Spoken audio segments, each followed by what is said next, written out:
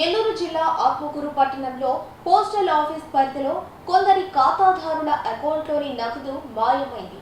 ఏజెంట్గా పనిచేస్తున్న షేక్ ఇమాం కాసిం ఖాతాదారులకు తెలియకుండా వారి అకౌంట్ నుండి డబ్బులు డ్రా చేసి తన సొంత అవసరాలకు వాడుకున్నట్లు సమాచారం.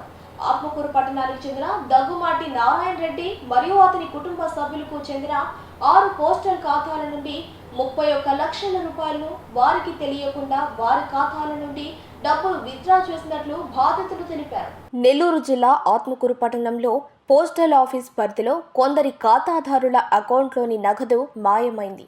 ఏజెంట్గా పనిచేస్తున్న షేక్ ఇమాం కాసిం ఖాతాదారులకు తెలియకుండా వారి అకౌంట్ నుండి డబ్బులు డ్రా చేసి తన సొంత అవసరాలకు వాడుకున్నట్లు సమాచారం. ఆత్మకూరు పట్టణానికి చెందిన దగ్గుమాటి నారాయణ రెడ్డి మరియు అతని కుటుంబ సభ్యులకు చెందిన 6 పోస్టల్ ఖాతాల నుండి 31 లక్షల రూపాయలను వారికి తెలియకుండా వారి ఖాతాల నుండి డబ్బులు విత్డ్రా చేసినట్లు బాధితులు తెలిపారు.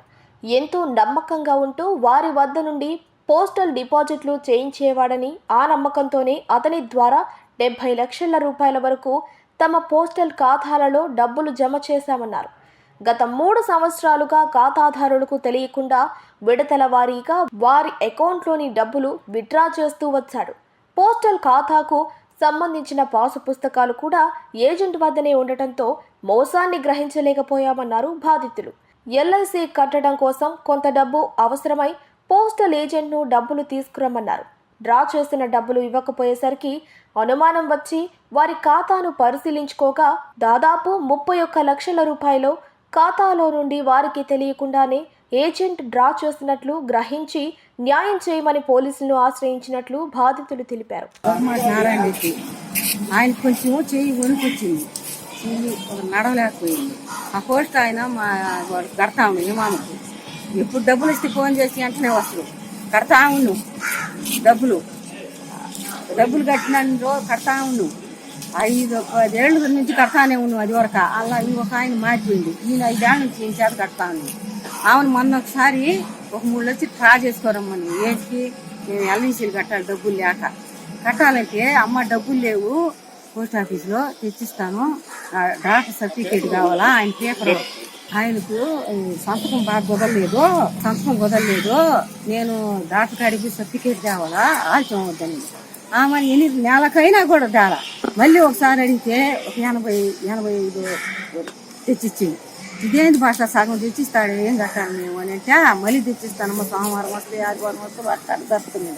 ఆమె మా అల్లుడు ఫోన్ చేసినాం. అల్లుడు ఫోన్ చేసి ఇదేంటి రౌండ్ ఏంటి తెస్తారు, పోస్ట్ ఆఫీసులు అంతా ఇస్తారు కదా పుస్తకాలు ఇచ్చాను. పుస్తకాలు వాళ్ళ కాడనే ఉన్నాయి, వాళ్ళ కాడ ఏంటి నీకు రౌండ్ ఏంటి తెస్తారు అంటే నా కాడు ఇచ్చినాను మళ్ళీ చెప్తాను.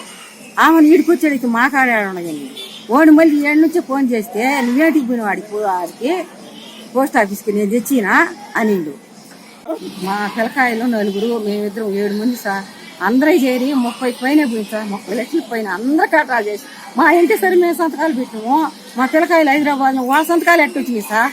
అది చెప్పు సార్ ముందా వాళ్ళు ఎట్లా ట్రా చేస్తారు ప్రతి ఒక్క దాంట్లో అదిగో స్టేట్మెంట్ తీసుకొని దాన్ని చూసి అట్లా రాసి ఉంటుంది.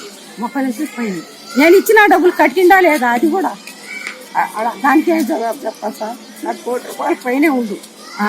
మా ఆయన అది వరకు బాగుండప్పుడు అంతా ఒక్కొక్కటి రాసి పెట్టేది. మీకు 78, నాకు 48 పిల్లవాడు 18, ఇంకొక ఆయన 48, ఇంకొక 30 అందరూ రాసి పెట్టేది. ఇవాళ చూడబోతే అందరితో చేరి కూడా ఆ 70లో మళ్ళీ 30 తీసేసింది.